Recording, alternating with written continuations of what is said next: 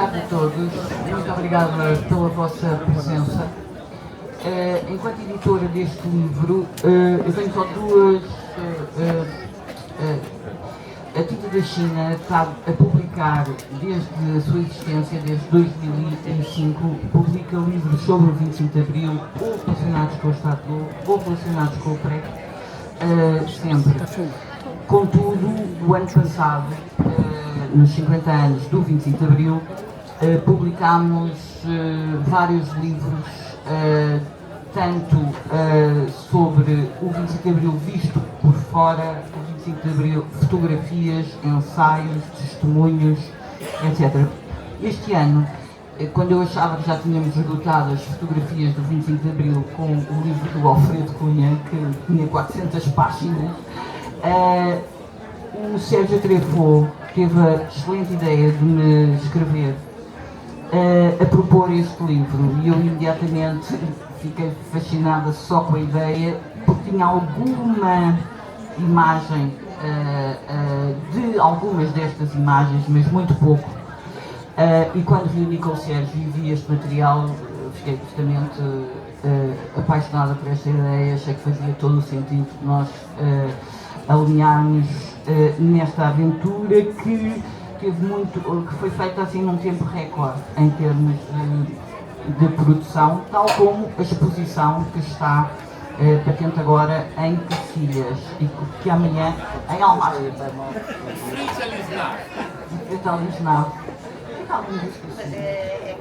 Pronto, ok. É para aquele lado. Senhora Presidente, peço desculpa. Aliás, amanhã vai haver uma visita, eles já falarão sobre isso. Eu tenho aqui na mesa a Inês Medeiros, Presidente da Câmara Municipal de Almada, que é uma das apoiantes deste livro e da exposição. A Luísa Tiago de Oliveira, que é curadora, a consultora histórica da exposição. A Maria Inácia Rezola, que é comissária das comemorações oficiais dos 50 é presidente da Comissão das Comemorações dos 50 anos do 25 de Abril. Peço desculpa, Inácia. E a quem eu também agradeço o apoio a este livro. E por fim, o Sérgio Treffaut, é um realizador que nós todos conhecemos, de filmes tão importantes e tão atuais como Os Lisboetas, Viagem a Portugal, e Outro País, sobre o 25 de Abril, um documentário sobre o 25 de Abril, e Raiva, que é o meu preferido.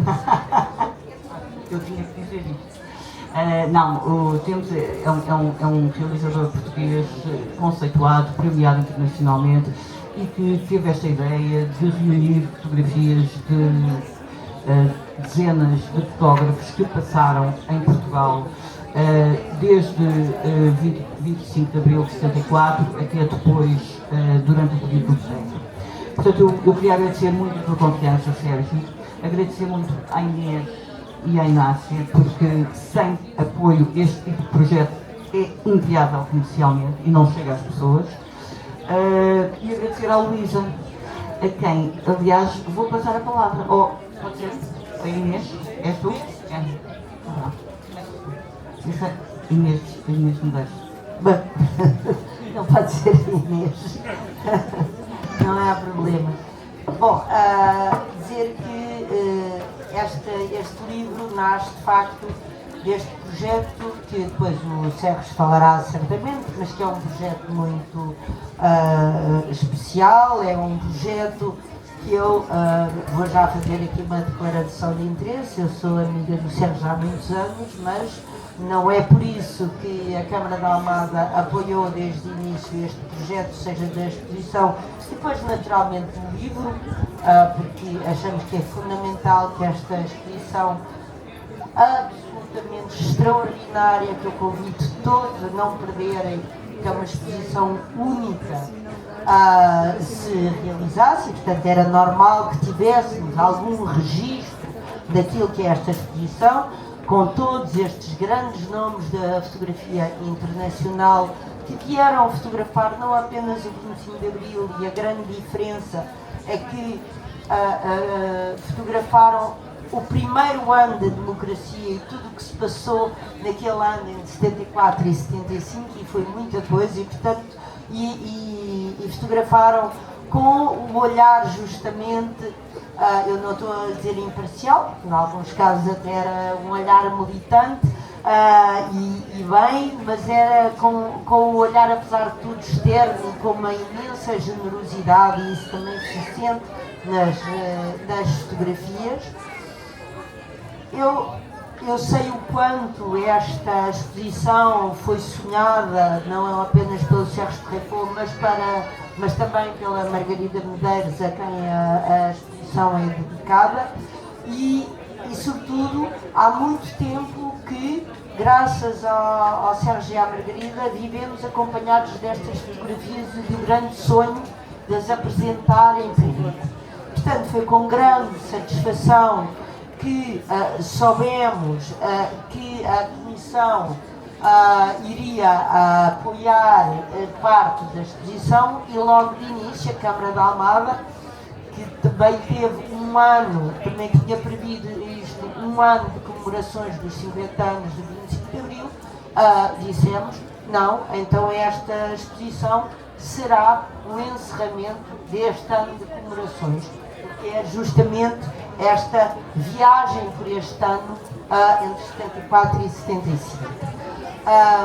Eu não vou falar muito da exposição, a não ser, mais uma vez, convidar-vos a todos a ver a exposição. O livro é lindíssimo, mas o efeito de exposição, o efeito de caminhar por aquelas fotografias, é mesmo uma verdadeira viagem que fazemos.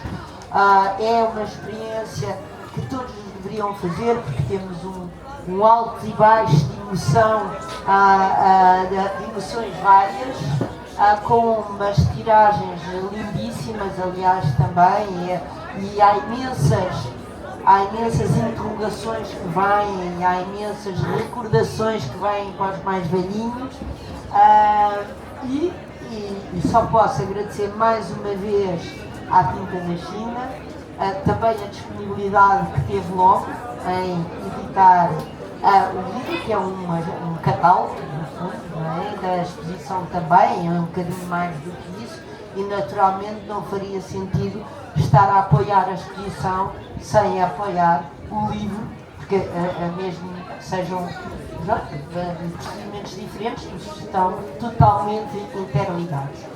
Portanto, é de facto um grande orgulho podermos dizer, bom, ao menos há uma alegria, e com isto termino, há uma alegria daquele tempo que agora podem tentar dizer o que quiserem, mas está lá tão clara, tão evidente, essa não podem negar. Essa não podem negar. E portanto, às vezes é bom relembrar e levar justamente os filhos, os netos, os filhos dos amigos, dos netos, porque a mentira choca com a alegria daqueles olhares, daquelas pessoas, daquela fraternidade, daquele sopro de liberdade que passa por cada uma daquelas imagens. Também há lágrimas, é verdade, também há lágrimas no fim, mas são lágrimas livres, e faz toda a diferença, porque antes do 25 de Abril eu acho que nem chorar se podia fazer. Ao menos o 25 de Abril deu-nos a liberdade de sorrir e até de chorar. Muito obrigada.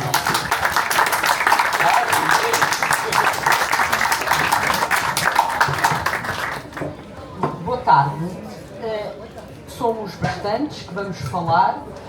A história do projeto, ninguém melhor do que o Sérgio para a contar, mas como ainda não ouvi o Sérgio nem vi o rascunho, só queria salientar duas coisas. Isto é um projeto que começou antes de 1994, portanto para os 20 anos do 25 de Abril, uma ideia da Margarida Medeiros e do Sérgio Treffaut. e da Ana Soromanho, exatamente. Na altura não foi possível fazer... Fotógrafo que o Luís Carvalho, que foi quem nos emprestou o livro para fazermos o início da exposição. Para pensar no início da exposição. Foi, portanto, um projeto que foi longamente amadurecido durante esse tempo. O Sérgio e a Margarida Medeiros foram para as agências internacionais, para Paris, para identificar, localizar e escolher as fotografias, mas não houve financiamento no Lisboa 94. Dentro desta linha, em grande medida, o Sérgio Treffaut fez um filme, O Outro País, que parte destas imagens fixas ou em movimento e de ter trazido cá os fotógrafos ou realizadores, portanto 1999, não é? E agora, nos 50 anos do 25 de Abril, houve contexto para voltar a apresentar o projeto de exposição e de livro.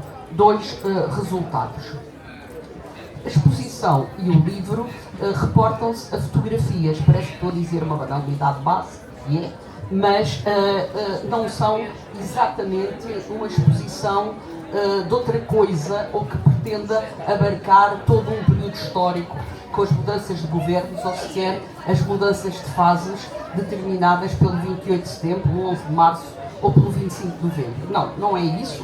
É um livro de fotografias organizado em 4 núcleos, a Inácia vai falar disso, mas que no fundo o que pretende mostrar são os movimentos sociais e políticos. Tentar ver como é que as pessoas agem, como é que as pessoas o fazem, porque o fazem e como é que se cruzam as suas vontades momentâneas ou longamente estruturadas com circunstâncias imprevisíveis. Portanto, é isto que as fotografias nos podem permitir mostrar 2 anos vividos, 2 anos sentidos, 2 anos de emoções, de propósitos, de dúvidas, de realizações, de solidariedades, de fraternidades. Sobre os seus 4 núcleos falará a Inácia.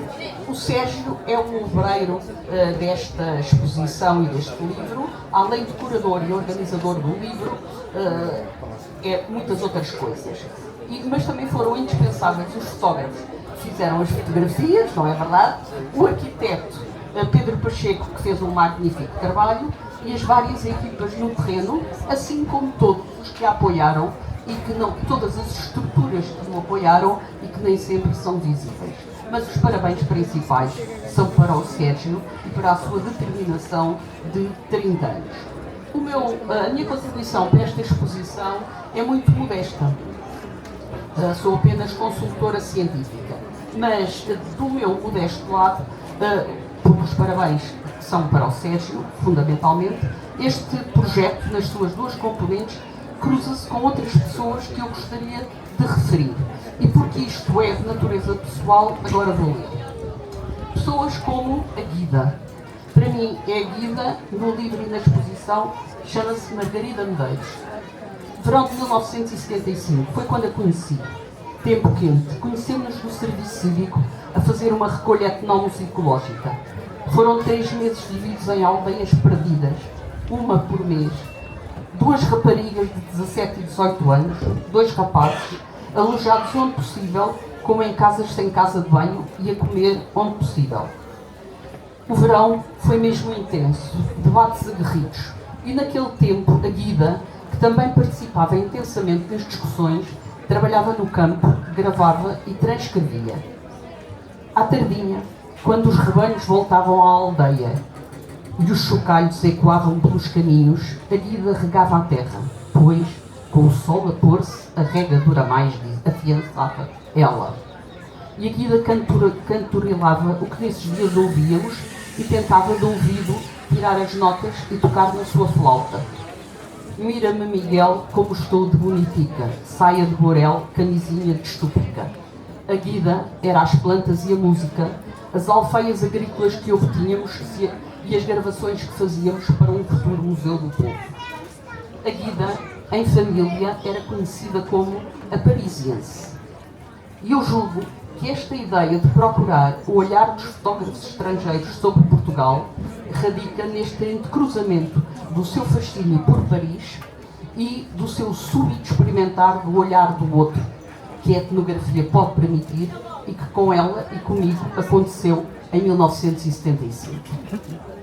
Outra pessoa é José Afonso, neste projeto presente em todo o lado, começando pela designação Venham Mais 5. José Afonso sempre, antes e depois do 25 de Abril, agiu, escreveu e cantou, voltou a agir por um mundo diferente, sendo o seu próprio comitê central, dizia ele, o que não pode deixar de lhe ter valido em vários momentos a solidão, ainda que cruzada com a solidariedade, mas acima de tudo com a sua ação e com o seu canto permitiu a esperança de muitos, a esperança tão presente nas fotografias que estão na exposição e no livro.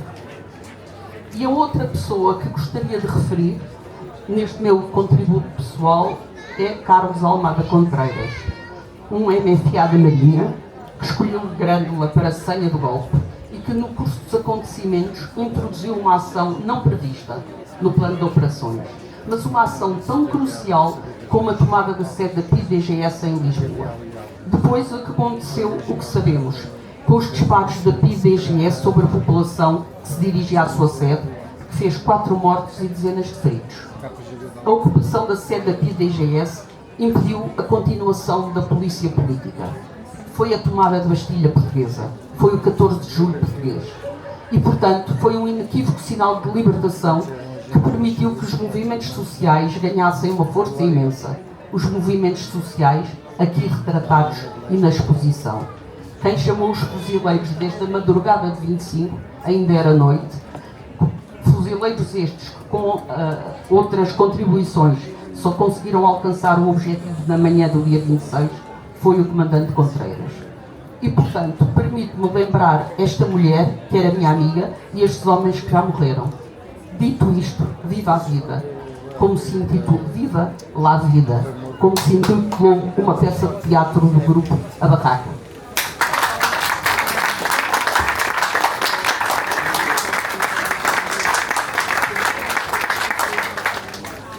Boa tarde. Eu não vou falar na qualidade de comissária, já foi referida qual foi o papel da Comissão Comemorativa dos 50 anos do 25 de Abril neste projeto, mas vou falar como alguém que há pelo menos 3 décadas tem estudado este período. E a primeira nota que eu queria deixar, sem entrar em detalhes académicos e historiográficos muito densos, é que esta questão da dimensão interna e externa da Revolução tem ocupado não só os cientistas políticos, mas também os historiadores. Discute-se muito o que é que teve mais peso no resultado final da Revolução de 74 e 75. Eu sou daquelas que considera que o fundamental em Portugal foram os fatores internos. Quem determinou o fim, a solução política encontrada e plasmada na Constituição de 76 foram os atores e os agentes e os portugueses que fizeram a Revolução. De qualquer forma, é inegável a dimensão e o impacto internacional que esta Revolução teve. E vou só referir, eu tinha aqui longas notas, vou tentar saltar os pontos, 2 dimensões fundamentais. Por um lado, a questão da descolonização, que teve impacto não apenas no quadro da Guerra Fria, mas também nos territórios africanos, e também em Portugal, como já irei referir a seguir, e depois o impacto que a Revolução teve nos movimentos sociais internacionais. Portugal inspirou, e a Revolução Portuguesa inspirou muitos movimentos sociais e partidos da esquerda de toda a Europa, e a vinda de Sartre, como é ilustrada no livro, a Portugal, é disso uma das provas. Portugal passou a ter cobertura mediática, se até aí Portugal não era notícia, Portugal passou a fazer manchete, e é neste contexto que eu penso que se insere a ideia que presida este livro, que é a vinda destes repórteres, destes jornalistas e também de muitos comentadores e cientistas internacionais para ver uma revolução em loco. Estávamos a ver um país que tinha vivido meio século de ditadura e que, num momento inédito e muito lindo, como a Inês já referiu, se transformou radicalmente. Estávamos num país da Europa Ocidental onde emerge uma revolução na década de 70 e um país que, depois de séculos de poder colonial, inicia esse processo de descolonização. E, portanto, este livro retrata precisamente esta realidade, essa história. É não apenas um arquivo histórico, mas é também, como irão ver quando lerem o livro, uma narrativa visual profundamente humanista e também, como a Inês disse, politicamente muito informada, com uma dimensão antropológica muito ampla, que permite compreender o significado e conhecer novas dimensões da Revolução de 74-75. É um olhar de empatia, mas também um olhar, como foi dito, político, que retrata os dias de festa, o ensaio do poder popular, os dilemas da descolonização e também as tensões do processo revolucionário. E são essas as 4 partes do livro e as 4 partes da exposição que está patente em Almada. 2 ou 3 notas breves para chamar a vossa atenção quando virem as fotografias de cada uma destas partes. A primeira parte tem como título A Festa da Liberdade. Esta designação de festa não é metafórica, como irão ver quando lerem o livro. As ruas transformam-se numa celebração coletiva a partir do dia 25 de Abril. E é isso que é retratado na primeira parte do livro. A euforia inicial, o envolvimento popular, o fim da polícia política e da ditadura, tudo isto vivido como essa festa coletiva. As imagens são fantásticas para demonstrar a adesão da população, a adesão popular àquilo que era tecnicamente um golpe de Estado. E para muitos dos fotógrafos que a partir do dia 25 de Abril começam a chegar a Portugal, Portugal era até aquele momento um país escondido.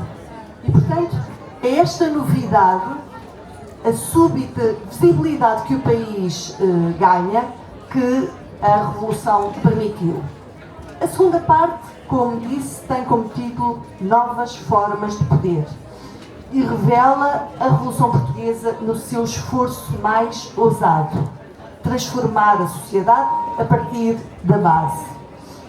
É um retrato do momento em que o povo se apropriou do espaço público e do discurso político, não apenas como leitor, e vamos ver que a leitura, nomeadamente a imprensa, está muito presente nestas fotografias, portanto, não apenas como leitor, mas este povo aparece também como protagonista ativo de novos modelos de organização e de soberania.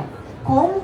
Através da autogestão fabril, através da reforma agrária, através das campanhas de dinamização cultural e de muitas outras formas que irão encontrar nas imagens.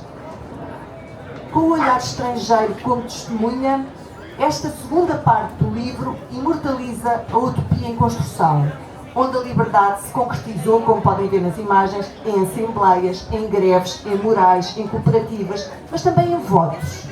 A terceira parte é a parte das independências. É provavelmente uma das partes que encerra várias contradições, onde começam a emergir várias contradições, porque se foca, obviamente, na dimensão colonial da Revolução. Retrata o colapso do Império, o reencontro, o confronto entre Portugal e os povos africanos, o drama dos retornados, o fim da era imperial. Documenta também um outro 25 de Abril, o vivido fora do território europeu nas ex-colónias. Porque é preciso não esquecer que a Revolução de 74-75 foi também uma revolução anticolonial, com impactos profundos nos países lusófonos e sobre, como sabemos, e foi longamente já explorado, a própria identidade nacional.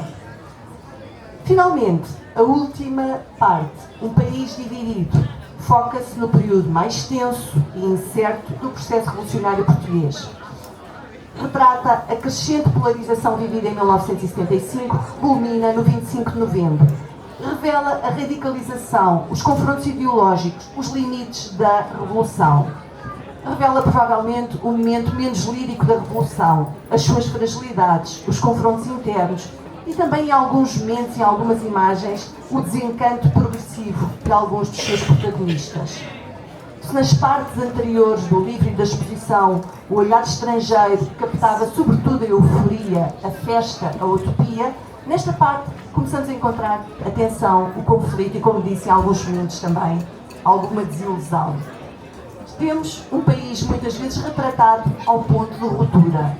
e nada melhor que as imagens para o deixarem patente. Para concluir, já foi longa, o que é que eu diria sobre este livro? Estamos perante um catálogo que é muito mais que um catálogo. Eu arriscaria dizer que estamos perante um documento histórico importantíssimo, estamos perante um exercício de memória coletiva com alcance nacional e internacional, estamos também perante um ato de justiça visual que recupera imagens muitas vezes esquecidas ou perdidas, estamos perante uma homenagem ao papel da imprensa e da fotografia na história e na memória.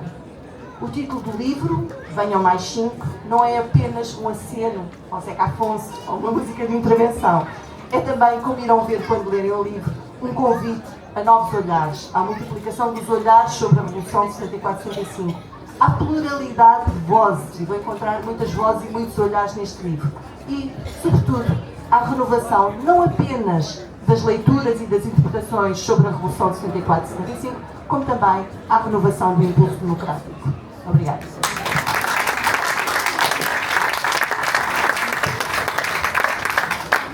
Boa tarde a todos. Desculpem fazer a coisa... É que eu tenho sobretudo que agradecer. Eu tenho de começar por agradecer a Tinta da China, que me acolheu de braços abertos, não apenas a essa bandida que é a Bárbara, mas a todos, a Ruth, a Catarina, ao Pedro, que eu não sei por onde está, mas que me aturou maravilhosamente e que são maravilhosos. Eu cheguei com uma pré-maquete, eu trabalhava com a Cristina Reis, e o Pedro pegou naquilo e fez uma coisa infinitamente mais bela do que a nossa pré-maquete. Fiquei radiante de trabalhar convosco e de terem dado a mão no momento que era preciso. Isso é fundamental. Por outro lado, há duas entidades aqui. Eu estou um pouco fora já, estou fora de mim, já não consigo fazer nada, nem dizer nada, nem escrever nada, nem ler nada. Duas entidades aqui, as quais eu quero agradecer, que não estão aqui, que não puderam estar, que é a Fundação Gulbenkian e a Fundação BPI La Caixa, que permitiram aqui adquirir uma parte dos direitos do catálogo, é fundamental. E depois as duas entidades fundamentais, num primeiro tempo, a Comissão do Descobrimento... Marionada. A Comissão do cinquentenário, da comemoração do cinquentenário do 25 de abril, que quando uma intermediária amiga, Catherine Gomes, propôs a exposição e a comissão, foi imediatamente bem acolhida, imediatamente resolveu-se lutar por isso, com o apoio do Ministério da Cultura, do anterior ministro, foi possível isto nesse momento, mas como Maria Inácia Rizola me disse em fevereiro deste ano, creio eu, essa exposição arrisca-se ficar numas caixas.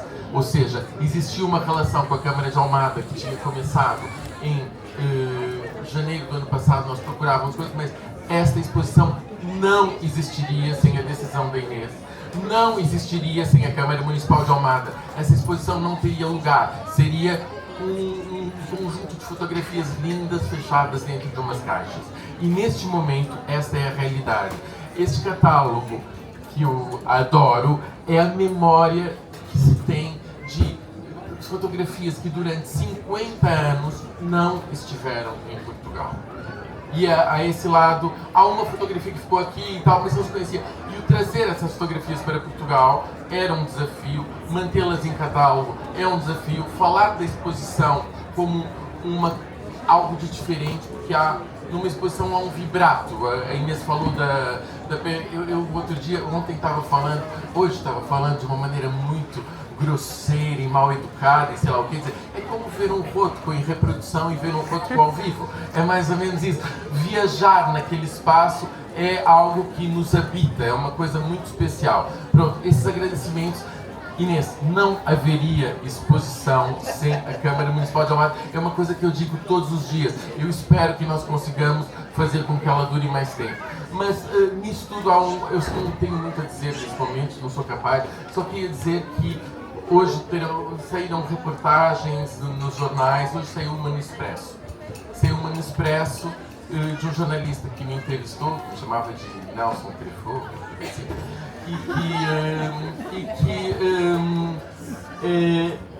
me dizia, não, essa é interessante, mas eu não gosta do título. Porque é muito ideológico, sabe? É muito ideológico. Ou seja, eu lutei e graças às entidades aqui presentes foi possível fazer uma coisa contra ventos e marés. Fazer uma coisa em que venham mais 5, lutar por um ideário que foi o que fez a revolução, venham mais 5, é o ponto de partida do MFA antes do Grândola para fazer uma revolução, é uma coisa que não se quer ver.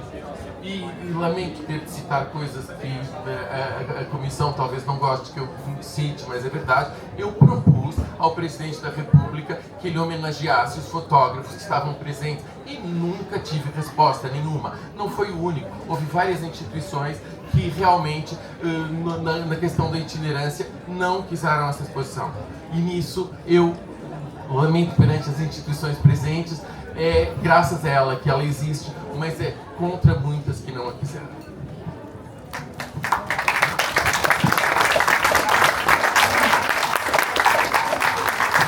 Eu amo essa exposição de morte, a coisa positiva é essa, eu amo de morte. Faz 30 anos que luto por ela.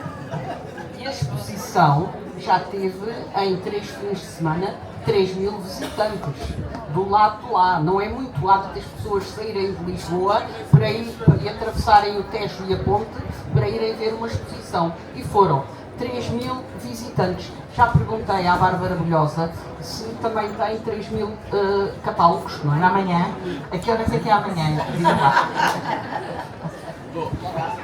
Não, eu aqui tenho que defender a honra da Almada. Não, as pessoas atravessam muito o rio. Olha, por exemplo, para ir ver o Festival Internacional de Teatro. Também não sabem se esses 3.000 não foram 3.000 almadenses, que a Almada não se brinca com o 25 de Abril.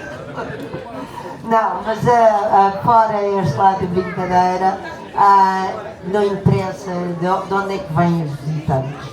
O que eu acho que é importante voltar a repetir é que é uma exposição pela qualidade das fotografias, pelo número, a quantidade das fotografias, pela forma como se organiza, é sem dúvida nenhuma uma exposição absolutamente extraordinária.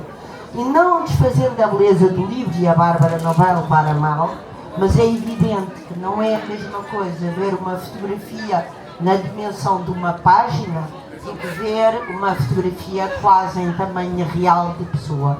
E portanto são experiências diferentes.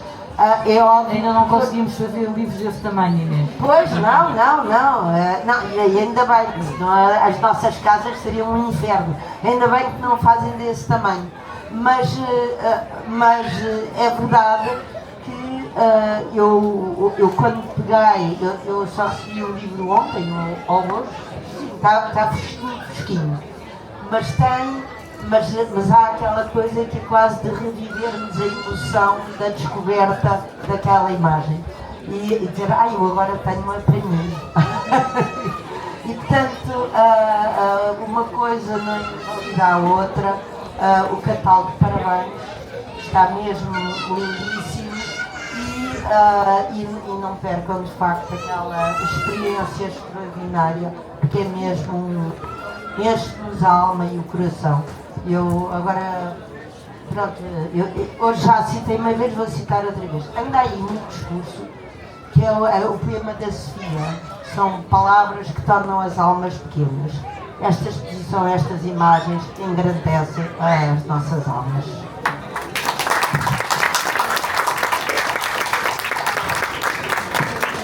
Obrigada a todos, estamos em cima da hora, cumprimos, atenção, somos super disciplinados.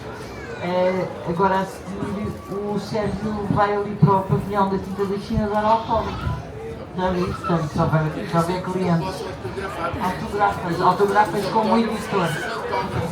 Muito obrigada a todos, muito obrigada. Obrigada.